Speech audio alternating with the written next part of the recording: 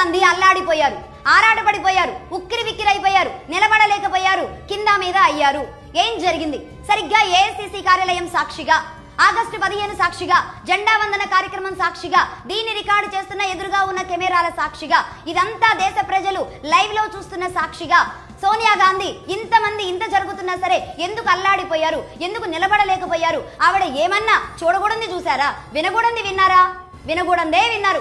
ఆవిడ చెవులు అసలే వినకూడంది విన్నారు. అదేంటంటే కోటి కోటి కంట కలకల నివాద కరాలే అన్న పదం విన్నారన్నమాట. ఇక అక్కడి నుంచి ఇక నిలబడలేకపోయారు. అదంతా కంప్లీట్ అయ్యే వరకు కూడా ఎవరు ఇది పెట్టింది, ఎందుకు ఇది పెట్టారు అని చెప్పేసి ఉక్కిరి బిక్కిరి జరిగిందనమాట. పక్కనే ఉన్న మల్లికార్జున ఖర్గే గారు, ఆ పక్కన ఉన్న రాహుల్ గాంధీ గారు కనీసం ఈ కార్యక్రమం అయిపోయిన తర్వాత మాట్లాడుకుందాంలే అని కూడా లేకుండా, అది కూడా వందే మాతర గీతం ఆలపిస్తూ ఉన్నప్పుడు అటెన్షన్ లో ఉండాలి. చిన్న పిల్లలకైనా తెలుస్తుంది. ఆ అటెన్షన్ ని కూడా తాను బ్రేక్ చేసి బయటకు వచ్చేసి ఏం జరిగింది, ఏంటి, ఎందుకు పెట్టారు అని చెప్పి ఆవిడ ఆందోళనలాగా చేశారు. అంటే సోనియా గాంధీ వాళ్ళ నిలువెల్లా ఎలాంటి విషయాన్ని నింపుకున్నారు, ఏ మతానికి వ్యతిరేకంగా వీళ్ళు పనిచేస్తున్నారు, ఏ వర్గానికి అనుకూలంగా పనిచేస్తున్నారో ఆగస్టు 15, 2026 సాక్షిగా ఈ దేశం మొత్తానికి కనబడింది అని చెప్తున్నా. సరిగ్గా మొన్ననే రాహుల్ గాంధీ తాను అధికారంలోకి వస్తే ఆర్ఎస్ఎస్ అనే సంస్థని ఉగ్రవాద సంస్థగా ప్రకటిస్తాను అని ఓపెన్ స్టేట్మెంట్ అన్నమాట. హిందువుల కోసం ఒక సంస్థ ఉంటే గనక దాన్ని మేము ఉగ్రవాద సంస్థ అంటాం. ముస్లింలకు, క్రిస్టియన్లకు సంబంధించి మేము ముట్టుకోం. వాళ్ళ భావాలు, వాళ్ళ మనోభావాలు, వాళ్ళ భావజాలాలు, వాళ్ళ ఇంట్రెస్ట్లు మాత్రమే మాకు కావాలి, కానీ హిందువులు మాకు అవసరం లేదు అని తల్లి కొడుకు ఇద్దరు ఓపెన్ గా చెప్పేశారు. సరిగ్గా 2 రోజుల వ్యవధిలోనే ఈ దేశానికి వాళ్ళ ముసుగులేంటో అర్థమయ్యాయి. ఇన్నేళ్ల పాటు కాంగ్రెస్ రూపంలో దేశాన్ని ఏం చేశారో తెలుస్తుంది. అసలు వందే మాతర గీతం వినంగానే వీళ్ళ చెవుల్లో సీసం పోసినట్టుంటుందా? నాకు అర్థం కావడం లేదు. అంటే వీళ్ళు ఒక వర్గం ఇంట్రెస్ట్ల కోసం మాత్రమే పనిచేస్తారు. కొందరు వినకూడదు అనుకున్నారు కాబట్టి సోనియా గాంధీ కూడా వినరన్నమాట. ఇక అది వినగానే ఆవిడకి చిర్రెత్తుకొచ్చింది, అది స్పష్టంగా కనబడింది. అసలు వందే మాతర గీతం ఎందుకు మొదలైంది, ఈ దేశాన్ని ఎలా నడిపించింది, బ్రిటిష్ వాళ్ళని ఎలా పరుగులు పెట్టించింది తెలుసుకోవాలి. స్వాతంత్రోద్యమం ఉవ్వెత్తున నడుస్తున్న సమయంలో బంకిం చంద్ర చటర్జీ గారు వెస్ట్ బెంగాల్ నుంచి దేశం కోసం ఆయన రాసుకున్న ఒక కవితే వందే మాతరం. వందే మాతరం సరిగ్గా 1875 నవంబర్ 7న ఆయన రాయడం జరిగింది. ఆ తర్వాత 1882 బంకిం చంద్ర చటర్జీ గారు అంతకుముందే రాసుకున్న ఆనంద్ మట్టులో దీన్ని తీసుకువెళ్లి జోడించారు.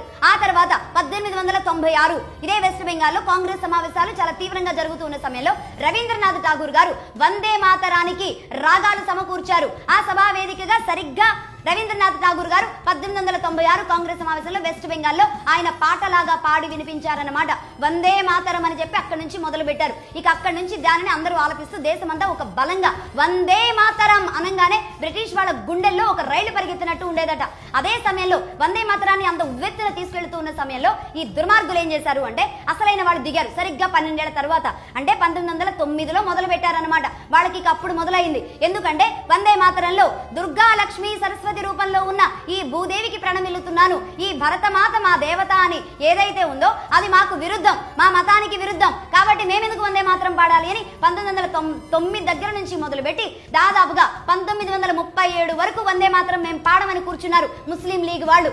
1937లో ఒక కమిటీ వేయడం జరిగింది. గాంధీ గారు, జవహర్లాల్ నెహ్రూ, అలాగే రవీంద్రనాథ్ ఠాగూర్, మౌలానా అబుల్ కలాం ఆజాద్ వీళ్ళ ముగ్గురుతో కమిటీ వేశారు. ఈ కమిటీ పెద్దలు ఏం నిర్ణయించారు అంటే ఎక్కడైతే దుర్గా, సరస్వతి, లక్ష్మి పేర్లు వచ్చాయో ఆ పేర్ల వరకు తొలగించేస్తే మీకు ఎలాంటి అభ్యంతరాలు లేవు కదా అంటే ఇక దాదాపుగా కొంతమంది ఇక సరే కానివ్వండి అన్నట్టు కానిచ్చారు. కానీ జిన్నా మాత్రం ఒప్పుకోలేదు. ఇదే ముస్లిం లీగ్ అని అప్పుడే మొదలుపెట్టిన జిన్నా మాత్రం దీనిని ఒప్పుకోలేదు. దీన్ని నాకు ఇష్టం లేదు అని ఓపెన్ గా చెప్పేశాడు ఇదే జిన్నా.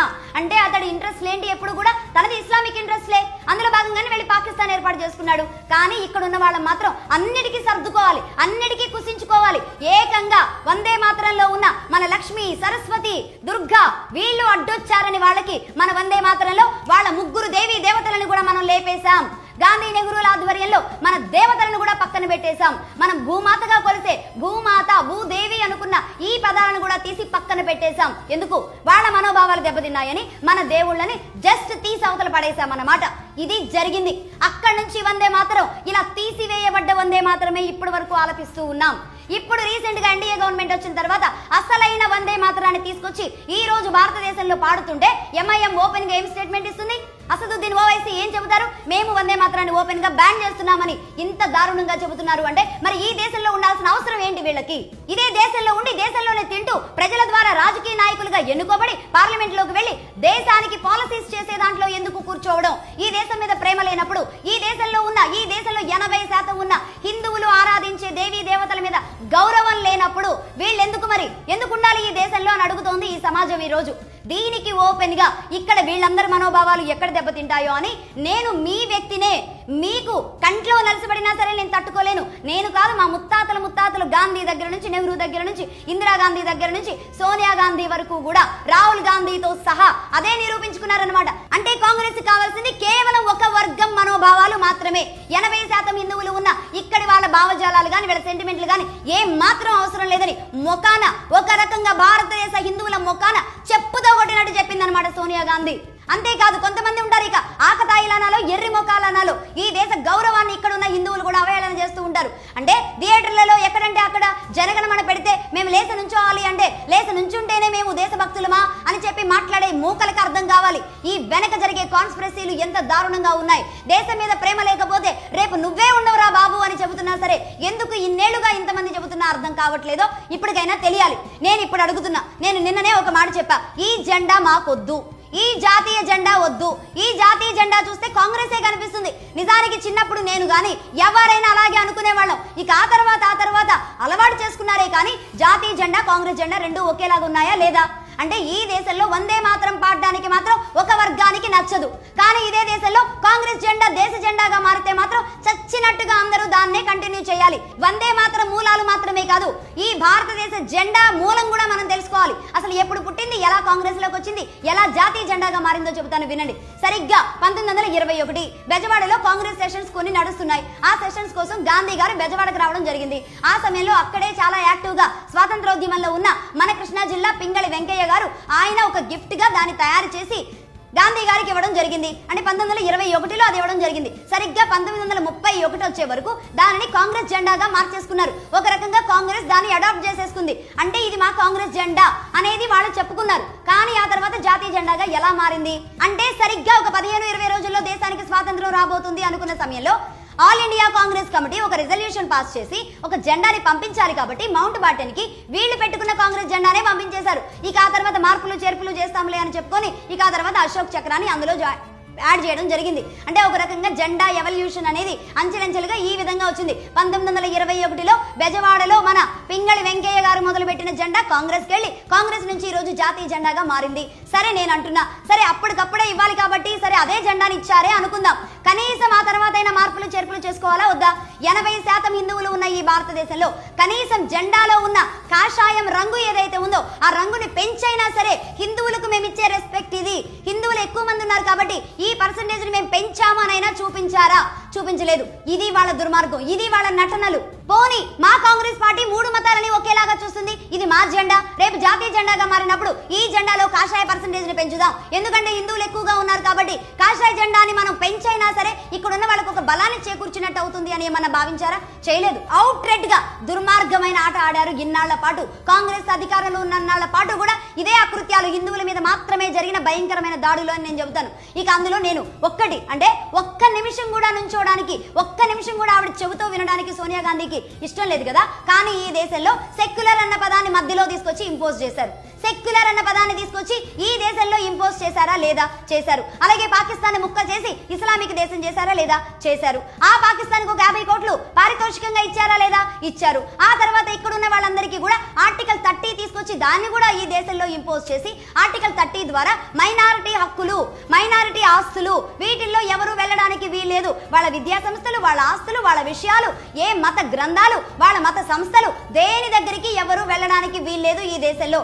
అంత ఇండిపెండెంట్ గా స్వతంత్రంగా వీళ్ళు చేసుకోవచ్చు. ఇది చాలదన్నట్టుగా మళ్ళీ వీళ్ళకి రిజర్వేషన్లు ఎన్ని వాళ్ళకి కల్పించాలో అన్నీ కల్పించారు. ఈ విధంగా భారతదేశంలో హిందువులకు సమానత్వం లేదు. హిందువులను ఒక బానిసలుగా చూసుకుంటూ వచ్చారు. అసలు హిందువులను కన్సిడరేషన్ లోకి తీసుకోలేదు. ఈ హిందువులు ఇలా తొక్కివేయబడ్డారు, అణిచివేయబడ్డారు. కొన్ని వర్గాల ఇంట్రెస్ట్ల కోసమే, కొన్ని వర్గాలు ఏం ఫీల్ అవుతారో, వాళ్ళు ఎక్కడ బాధపడతారో, వాళ్ళు ఇక్కడ నుంచి ఎక్కడ వెళ్ళిపోతారో అని చెప్పి మాత్రమే పనిచేసింది ఈ కాంగ్రెస్. అలాగే ఈ దేశంలో ఎంత విచిత్రమైన పరిస్థితులు ఉన్నాయో మొదట మన స్వాతంత్రం వచ్చినప్పటి నుంచి నేను ఇప్పుడు చెబుతాను చూడండి.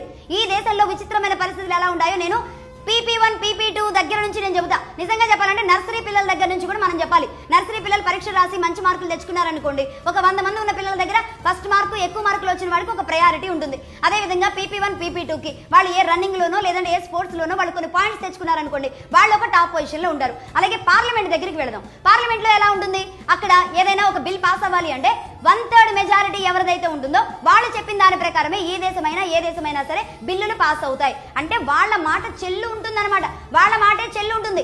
ఎక్కువ వచ్చిన వాడు అనేది ఎక్కువ ఉన్నవాళ్ళు ఎప్పుడు ఎక్కువే. బట్ అలాగే ముస్లిం దేశాలు ఎన్ని ఉన్నాయి ఈ ప్రపంచంలో? ఆ ముస్లిం దేశాలు ఎందుకు ముస్లిం దేశాలు అని పిలువబడుతున్నాయి? అక్కడ వేరే మతాలు ఏమీ లేవా? మొత్తం ముస్లింలే ఉన్నారా? కాదు. అక్కడ మిగతా మతాలు కూడా అన్ని పర్సెంటేజ్లో ఉంటాయి. కానీ మెజారిటీ అక్కడ ముస్లింలు ఉన్నారు కాబట్టి అవి ఇస్లామిక్ దేశాలుగా మారాయి. అదేవిధంగా క్రిస్టియన్ దేశాలు ఎందుకు ఈరోజు క్రిస్టియన్లు అయ్యాయి? అంతకుముందు వీళ్ళంతా దాడి చేసిన తర్వాతే కదా క్రిస్టియన్ మారింది, ముస్లిం మారింది. ఈ క్రిస్టియన్ మతాలు వెళ్లే వరకు అక్కడ కూడా కొన్ని భావజాలాలతో కొన్ని మతాలు ఉంటాయి కదా. అంటే ఆ మతాలు కూడా క్రిస్టియన్ దేశాల్లో లేవా? ఇప్పుడు ఉన్నాయి. క్రిస్టియన్ దేశాల్లో మిగతా మతాలు కూడా చాలా ఉన్నాయి. అయినా వాటిని మనం క్రిస్టియన్ దేశాలు అని ఎందుకంటాం చెప్పండి? అక్కడ మెజారిటీ క్రిస్టియన్లు ఉన్నారు కాబట్టి ఆ దేశాన్ని క్రిస్టియన్ అంటాం. ఎక్కడ దాకా ఎందుకు? పాకిస్తాన్ ఎందుకు ఇస్లామిక్ రిపబ్లిక్ అని పెట్టుకుంది? అక్కడ ముస్లిం పర్సెంటేజ్ ఎక్కువ ఉంది, హిందువులు తక్కువగా ఉన్నారు కాబట్టి ఇక రేపు భారతదేశాన్ని కెలకాలి గాని నేను మాత్రం సేఫ్ సైడ్ ఉండాలి, నా దేశం ఇస్లామిక్ దేశంగా ముద్రపడే ఉండాలి, ఇంకా వాడు వీడు వచ్చి మళ్ళీ హిందువులు వచ్చి వేలు పెట్టకూడదు నా దేశంలో అని చెప్పి ఆ రోజే జిన్నా లాంటి వాడు ఆలోచించి ఆ వాళ్ళ దేశానికి పాకిస్తాన్ ఇస్లామిక్ రిపబ్లిక్ దేశం అని పెట్టుకోగలిగిన తెలివితేటలు ఉన్నప్పుడు మన బడుద్దాయిలకి ఏమైపోయినాయి తెలివితేటలు? అక్కడ పక్కనే వెళ్ళిన పాకిస్తాన్, మన దగ్గర నుంచి ముక్కగా వెళ్ళిన పాకిస్తాన్, బుర్రాలేని పాకిస్తాన్ అంటాం. ఆ రోజే వాడు కుట్రలు కుతంత్రాలు మొదలు పెట్టాడు కాబట్టి ఇస్లామిక్ రిపబ్లికన్ గా పెట్టుకున్నాడు. మరి ఇక్కడ ఉన్న వాళ్ళ కళ్ళేమైనాయి, చెవులేమైనాయి, వాళ్ళ మెదళ్ళేమైనాయి? పక్కనే ఉన్న బంగ్లాదేశ్ లో ముస్లింలకు హిందువులకు ఉన్న వ్యత్యాసం ఎంత? బంగ్లాదేశ్ వేరుపడే సమయానికి సరిగ్గా 20% ఉంటుంది. ఆ 20%కే వాళ్ళు బంగ్లాదేశ్ ను కూడా ముస్లిం దేశంగా పెట్టుకున్నారా లేదా? పెట్టుకున్నారు. అలాగే చైనా గురించి కూడా చూద్దాం. చైనా ఏంటిది? కమ్యూనిస్ట్ భావజాల సిద్ధాంతాలతో ఉన్న గవర్నమెంట్ వాళ్ళది. అంటే కేవలం మొత్తం చైనాలో ఉన్న ప్రతి మూల ఉన్న వ్యక్తి మొత్తం ఇదే కమ్యూనిజం భావాలతో ఉన్నాడా? కమ్యూనిజం భావాలతోనే ఉన్నాడా? అక్కడ వాళ్ళ జెండా ఒకటే ఉంటుంది, వాళ్ళ ప్రైమ్ మినిస్టర్ ఒకటే ఉంటాడు. అంతేకాదు వాళ్ళ దేశంలో ఒకటే పార్టీ ఉంటుంది, కమ్యూనిస్ట్ బేస్డ్ పార్టీ ఒక్కటే ఉంటుంది. ఆ పార్టీ తప్ప ఇంకొకటి ఉండడానికి వీల్లేదు. ఎవరైనా సరే కమ్యూనిస్టులుగానే లీడర్లు అవ్వాలి, కమ్యూనిస్టులోనే పుట్టాలి, అందులోనే చావాలి. ఆ రకంగా ఆ దేశం ఏం దేశంగా పెట్టుకున్నారు? కమ్యూనిస్ట్ దేశంగా పెట్టుకున్నారు. సరే, మిగతా మతాలు అక్కడ లేవా? ఎందుకు లేవు? బౌద్ధిజం లేదా, హిందూయిజం లేదా, ముస్లింలు లేరా, క్రిస్టియన్ లేరా? అయినా సరే ఏ మతం లేని దేశంగా నేను గుర్తించబడాలి అంటే అక్కడ ఏ మతాన్ని నమ్మని వాళ్ళ పర్సెంటేజ్ ఎక్కువ ఉందన్నమాట. దాంతో వాళ్ళ నమ్మకాల ఆధారంగా ఎక్కువ పర్సెంటేజ్ ఏ మతాన్ని నమ్మని వాళ్ళు కమ్యూనిస్టులు మాత్రమే ఉన్నారు కాబట్టి ఆ దేశాన్ని చైనా దేశం కమ్యూనిస్ట్ దేశంగా అనౌన్స్ చేసుకున్నారు. కానీ ఈ ప్రపంచం మొత్తంలో ఒంటరిగా, ఈ ప్రపంచం మొత్తంలో బిక్కుగా బతికింది ఇన్నాళ్ల పాటు భారతదేశం మాత్రమే.